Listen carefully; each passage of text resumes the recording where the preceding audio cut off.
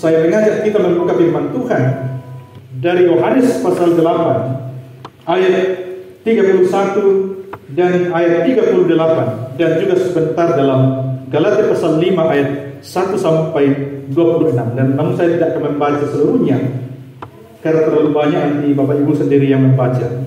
Saya hanya menggali beberapa ayat karena keterbatasan waktu kita di dalam menguraikan firman Tuhan ini. Yohanes pasal 8 ayat 31. Saya membaca firman Tuhan dalam versi terjemahan Alkitab yang kedua, terjemahan baru yang kedua. Ketika berbeda kata dan kalimat dalam Alkitab Bapak Ibu, tidak ada perbedaan substansi, masih sama, hanya mungkin kalimatnya atau kata-katanya diperbarui mengikuti perkembangan bahasa.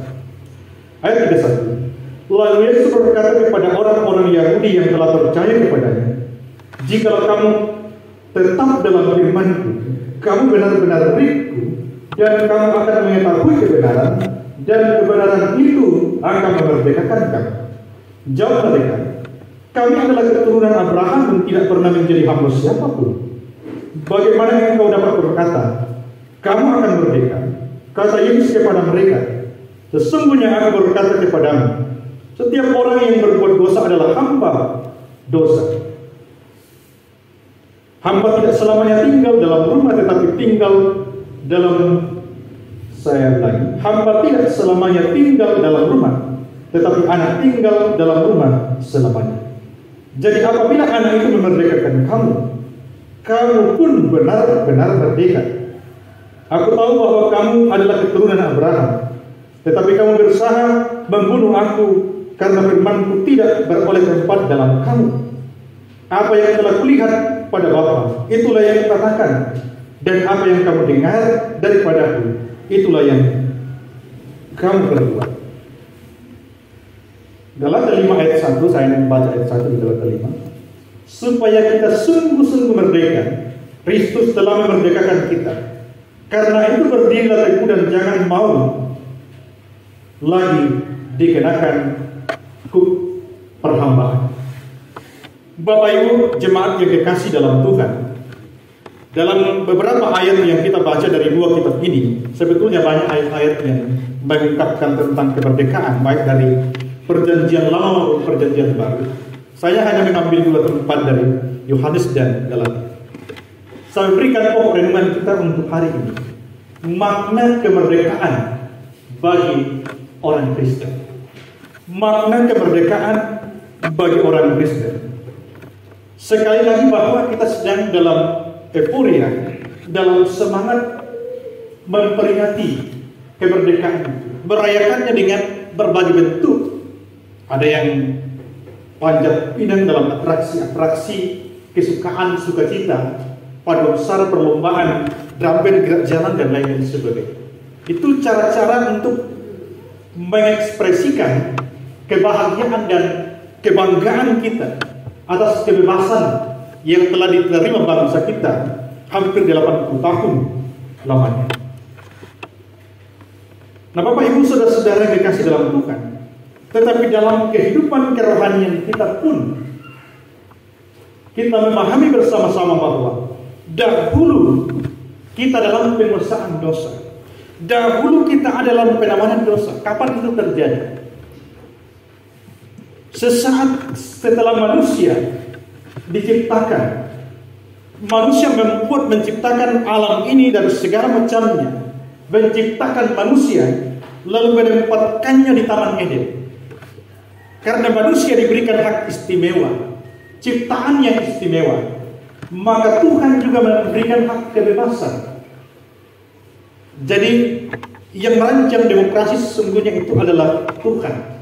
Dan sejak awal itu demokrasi itu dilakukan oleh manusia di Taman Eden. Diberikan kebebasan, diberikan kuasa atas ciptaan yang lain untuk memberikan nama, mengatur alam ini, mempergunakan sebaik-baiknya alam ini untuk keberlangsungan kebutuhan mereka, merawat alam ini, merawat tumbuh-tumbuhan, hewan dan sebagainya, supaya ekosistemnya terjamin dengan baik, sehingga keseimbangan terjadi dalam alam.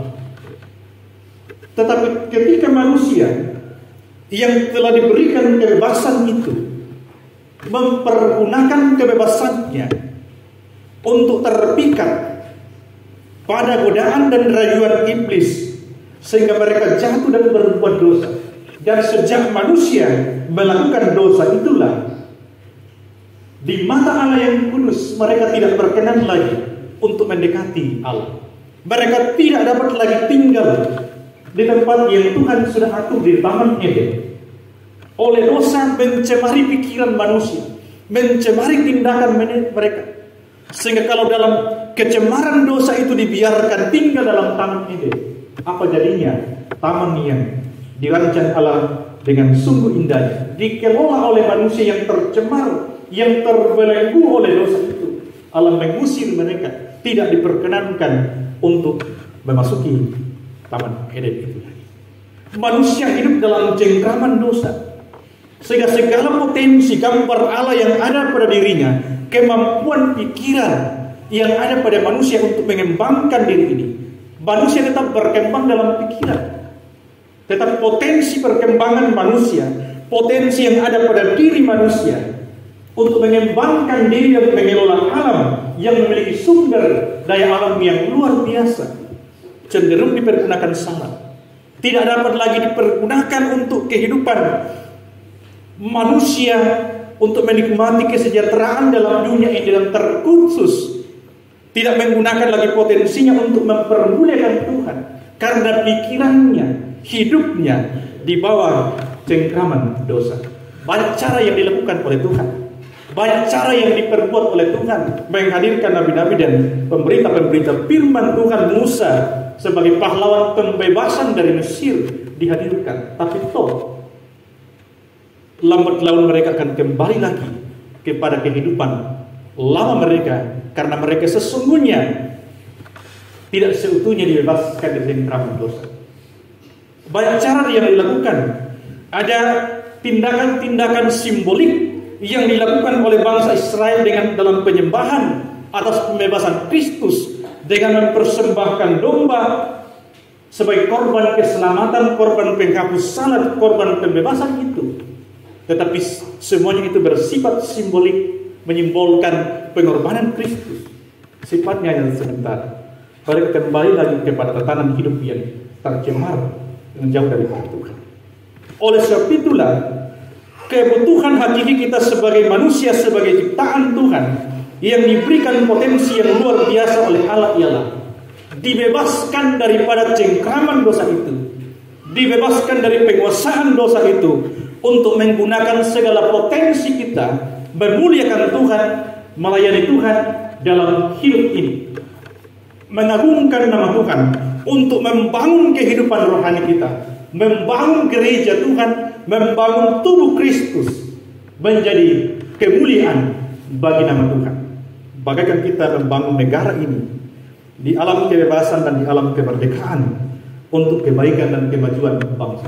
Kita pun sebagai orang-orang percaya dikaruniakan segala potensi dari Tuhan untuk membangun kehidupan rohani kita. Syukur Tuhan telah membebaskan kita, pahlawan kita Kristus yang telah menyerahkan hidupnya bagi kita.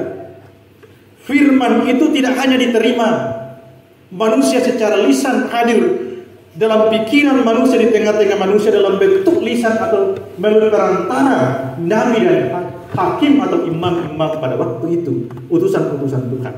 Tetapi firman yang akan menyelamatkan manusia, firman yang membebaskan manusia, yang memerdekakan itu, hadir dan terwujud dalam bentuk dalam diri manusia, yaitu Yesus Kristus. Itulah pahlawan kita, pembebasan kita, yang membebaskan kita daripada belenggu dosa yang menawan hati kita, menawan pikiran kita, menawan perasaan kita.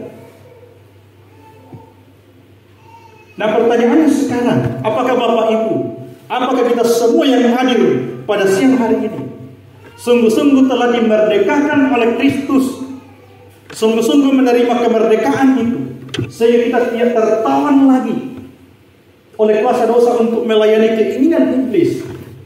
Tetapi hidup kita sekarang, ketika kita dimerdekakan menjadi milik Kristus untuk mempermuliakan namanya, melayani Dia dalam sepanjang hidup yang Tuhan masih menyerahkan.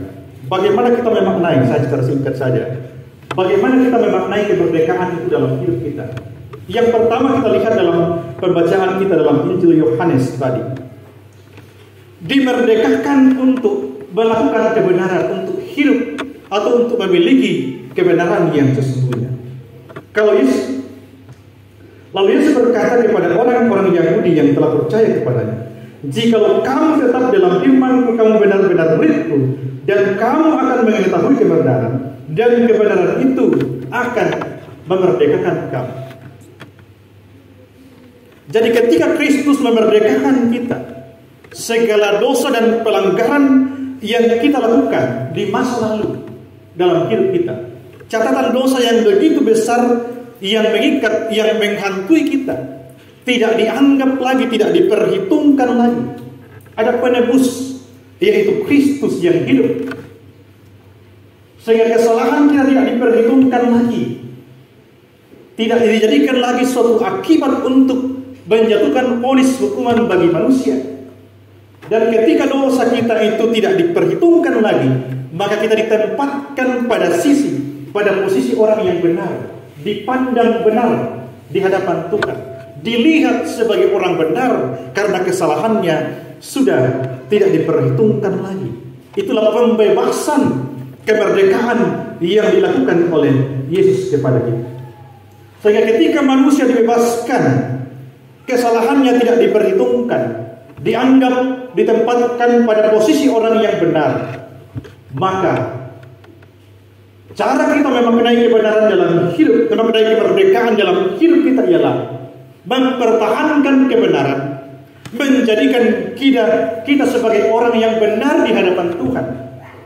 Rasul Paulus berkali-kali menyampaikan kepada jemaat, kamu adalah surat kiriman Kristus, surat yang terbuka, yang dibaca oleh orang lain. Dan orang akan membaca hidup kita, membaca kebenaran firman Tuhan melalui cara hidup orang-orang yang telah dimerdekakan oleh Kristus. Jadi orang yang telah dimerdekakan oleh Kristus ialah orang yang dapat dibaca, yang dari dirinya, dari hidupnya menggambarkan kebenaran Tuhan dimanapun dia berada. Bukan hanya ketika kita berada di gereja, kita dimanapun sebagai orang yang telah dimerdekakan oleh Kristus, kita adalah surat kiriman Tuhan di dalam dunia ini yang menyatakan kebenaran Tuhan. Jadi mungkin kita terbatas untuk menyampaikan firman Tuhan dalam bentuk ayat, menghafal ayat, pasal, dan menyampaikan kepada orang lain. Mungkin terbatas, tidak mungkin, tidak semua tempat bisa kita lakukan.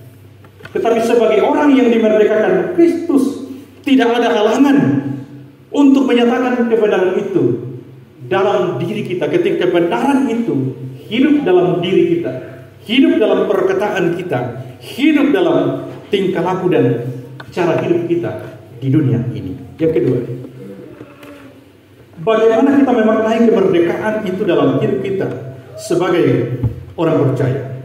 Saya melihat dalam Galatia pasal 13 dan beberapa ayat sebenarnya, tapi saya hanya mengutip di ayat Galatia 5 ayat 13. Saudara-saudara, memang kamu telah dipanggil untuk merdeka, namun janganlah menggunakan kemerdekaan itu sebagai kesempatan untuk hidup dalam dosa, melainkan layanilah seorang akan yang lain dengan kasih.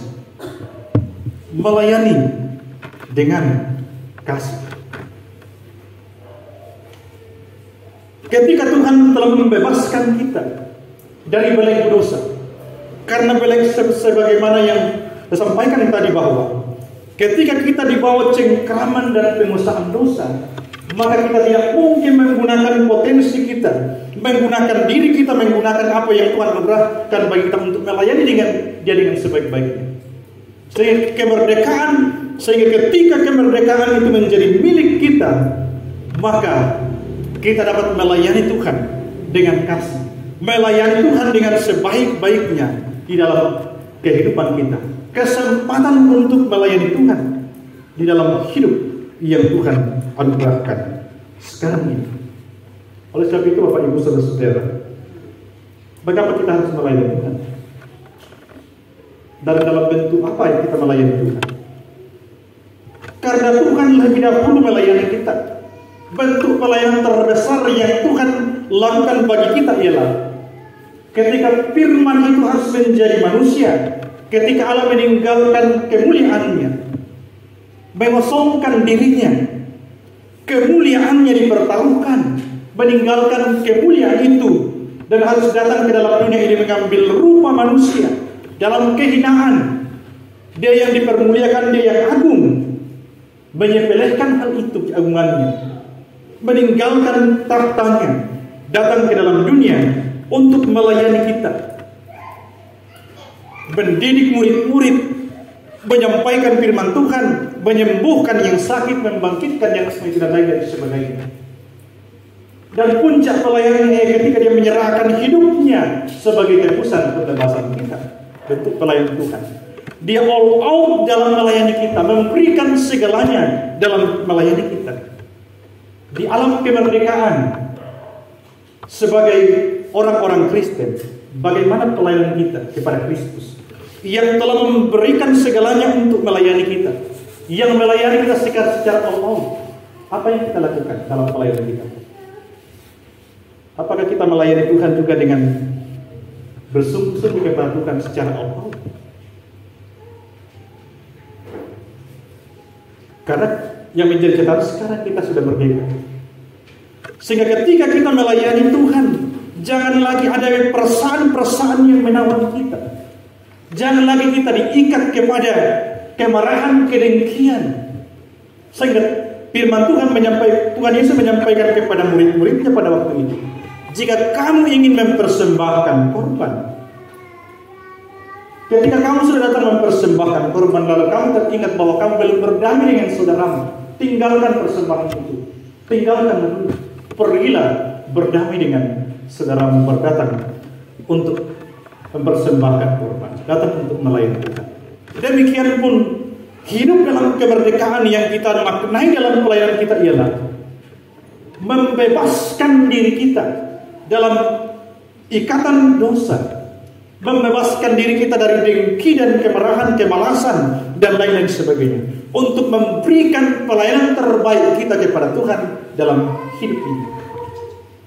Adik-adikku, anak-anakku, kita semua yang melayani Tuhan harus ingat, berjanji dalam diri kita, memberikan pelayanan terbaik kita kepada Tuhan. Jangan sekedar melayani. Tuhan telah membebaskan kita. Potensi yang ada pada kita tidak ada lagi yang membatasi. Gunakan untuk memuliakan Tuhan. Jangan ala kadarnya untuk melayani Tuhan.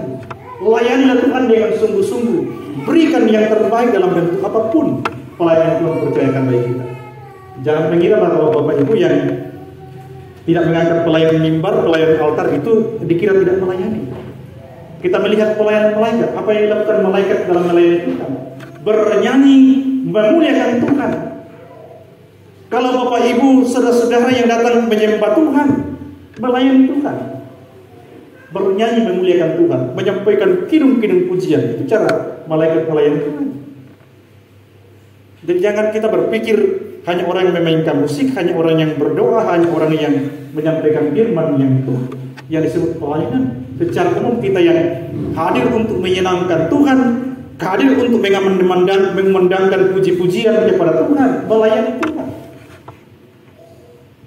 Sebab itulah saudara-saudara yang dikasih dalam Tuhan, kemerdekaan itu harus kita maknai dalam hidup kita untuk melayani Tuhan dengan sebaik-baiknya.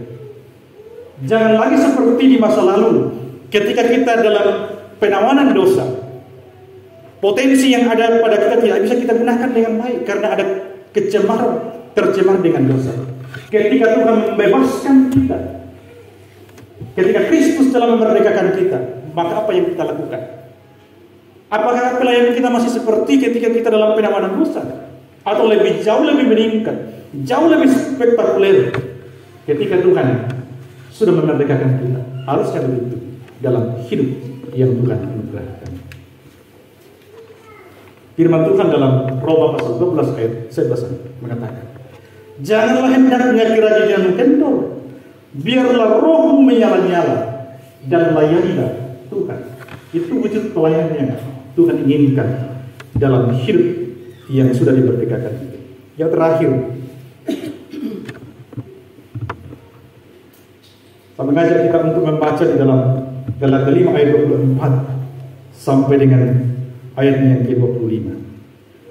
Mereka yang menjadi milik Kristus Yesus telah menyalibkan daging dengan segala hawa nafsu dan keinginannya. Jikalau kita hidup oleh Roh, baiklah kita hidup juga dalam pimpinan Tuhan.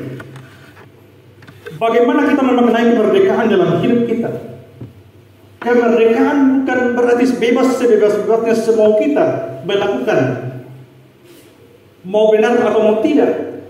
Tetapi kemerdekaan dapat kita maknai bahwa kita dibebaskan dari kuasa dosa, dibawa kepada pimpinan Roh. Bukan lagi dosa yang berkuasa memimpin hati dan pikiran kita, perasaan kita, tetapi Roh Allah yang ditempatkan dalam diri kita, yang menguasai kita. Roh Allah yang memimpin kita menjalani hidup ini. Kita manusia terbatas, banyak godaan, banyak tantangan yang kita hadapi. Kita masih terbatas. Kita manusia biasa terbatas dalam dunia ini. Serangan iblis bertubi-tubi dalam hidup kita, melampaui kemampuan kita sebagai manusia biasa.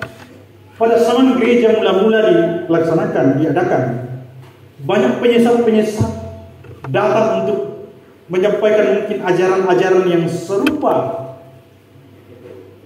untuk membuat mereka lari dari persekutuan, jauh dari persekutuan. Bagaimana dengan sekarang? Sungguh luar biasa serangan iblis memakai cara-cara. Ketika pikiran kita atau keadaan kita lebih banyak fokus ke media sosial, serangan iblis itu jauh lebih besar di media sosial. Saya tidak akan menerangkan luar biasa serangan iblis melalui media sosial, memakai segala kemajuan zaman untuk menyerang orang-orang Kristen. Bukan hanya dalam bentuk-bentuk yang kontras berlawanan secara nyata dengan keadaan orang Kristen. Banyak di media sosial yang mengaku pendeta juga menggunakan ayat Alkitab, menggunakan pelayanan sebagai dalam bentuk bisnis. Bagaimana supaya gereja yang sudah hidup keluar dan mengikuti pelayanan mereka. Salah satunya ialah tentang persembahan itu. Ada banyak pemberita di medsos yang mengatakan tidak perlu lagi kamu berada dalam gereja yang mengajarkan persepuluhan. Ikutlah kepada dia untuk melakukan ibadah seberapa saja sesuai dengan kerelaan. Itu cara orang-orang untuk memecah belah persekutuan yang telah. Saya tidak mau berbicara jauh tentang persembahan, tetapi dapat kita lihat bahwa memang pada zaman imamat itu, ketika bangsa Israel, Yakub yang 12 anaknya itu memang persembahan orang Israel diberikan kepada orang Lewi yang melayani Tuhan. Tetapi ketika bangsa Israel itu sudah jatuh setelah zaman Salomo, bangsa Israel tidak hidup dalam 12 suku itu. Mereka sudah terpecah belah, kawin mawin. Bagaimana Tuhan mengatur persembahan? Apakah masih akan diberikan kepada orang Lewi yang sudah kawin campur dengan suku-suku lain, yang keberadaannya sudah tidak jelas lagi? Lihat Maliaki bagaimana Tuhan mengarahkan, bawalah kepada rumah perbedaan Tuhan supaya di sana ada makan. Dan Tuhan tidak pernah membatalkan itu. Hanya cara Tuhan supaya orang tetap memberikan persembahannya kepada Tuhan. Itu banyak serangan-serangan yang diarahkan kepada orang Kristen. Tetapi Bapak Ibu yang saudara-saudara dikasih dalam Tuhan, jika kamu hidup dalam Roh Allah, kemerdekaan kita maknai dengan menyerahkan hidup kita pada pimpinan Roh, maka Roh Allah akan memampukan kita, menguatkan kita menghadapi tantangan hidup. Dan Roh Allah akan memampukan kita untuk hidup benar di hadapan Tuhan. Roh Allah akan memampukan kita untuk melayani dengan sebaik-baiknya. Bukan soal jumlah talenta yang diberikan kepada kita, apakah 1, 2, atau 5 dan seterusnya. Tetapi bagaimana kita melakukan itu dalam pimpinan Roh Allah. Sehingga sehebat apapun seorang pendeta, setinggi apapun sekolahnya, seorang pendeta menyampaikan firman Tuhan tidak akan berarti ilmunya tanpa pimpinan Roh. Sehebat saudara-saudara, sehebat apapun saudara-saudara menguasai alat musik atau memimpin pujian dan lain-lain sebagainya, kalau Anda tidak bergantung pada pimpinan Roh, maka pelayanan kita hambar, tidak akan membawa jemaat diberkati, membawa nama Tuhan dimuliakan. Karena ketika Kristus membebaskan kita, maka kita hidup dalam pimpinan Roh. Segala pelayanan yang kita lakukan, segala yang kita pikirkan dan lakukan dalam hidup kita, harus hidup dalam pimpinan Roh yang membawa kita kepada kemuliaan Tuhan. Karena Allah menciptakan kita untuk mempermuliakan namanya. Tetapi ketika manusia jatuh dalam dosa, maka manusia tidak lagi mempermuliakan Tuhan. Maka ketika Kristus menyelamatkan kita, ketika Kristus memerdekakan kita, kita dikembalikan kepada setelan awal. Kalau alat elektronik HP dan sejenisnya yang sudah banyak di otak-atik dan tidak dapat berfungsi lagi, cara satu-satunya ialah dikembalikan kepada setelan paku supaya berfungsi maksimal kembali. Dan itu yang dilakukan Kristus dalam hidup kita.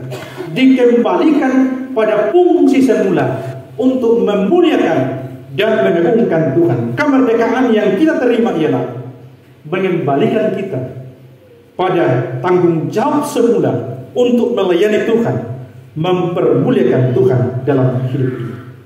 Maka dengan itu, maknailah kebebasan itu, maknailah kemerdekaan itu sebagai suatu kesempatan untuk hidup dalam kebenaran Tuhan. Hidup untuk menyatakan kebenaran Tuhan dimanapun kita berada. Karena sekalipun dalam diri kita masih ada potensi jatuh, masih ada godaan, keinginan daging, tetapi kuasa yang Tuhan anugerahkan bagi kita jauhlah lebih besar daripada kuasa keinginan daging dalam diri kita. Kita mampu mengalahkannya jika kita mau. Karena sudah ada kuasa yang jauh lebih besar yang Tuhan anugerahkan melalui pembebasan dan kemerdekaan yang kita terima. Tuhan memerdekakan kita supaya kita menggunakan segala potensi yang ada pada diri kita untuk melayani Dia dengan sebaik-baiknya. Karena Dia telah melayani kita, memberikan dirinya bersungguh-sungguh. Mari Bapak Ibu, kita bersungguh-sungguh melayani Dia kapanpun dan dalam kesempatan apapun Tuhan mempercayakan pelayanan bagi kita bersama-sama. Mari kita memaknai kemerdekaan itu untuk hidup sepenuhnya dalam pimpinan Roh. Janganlah kiranya membiarkan diri kita lagi tertawan oleh dosa, mengikutilah keinginan daging, mengikutilah keinginan dosa. Mari kita berupaya sedapat-dapatnya dalam hidup ini untuk selalu hidup dalam pimpinan Roh. Maka Roh Allah, Roh Kudus akan menuntun kita kepada kebenaran untuk mempermuliakan nama Tuhan. Amin kiranya menjadi berkat dalam hidup kita.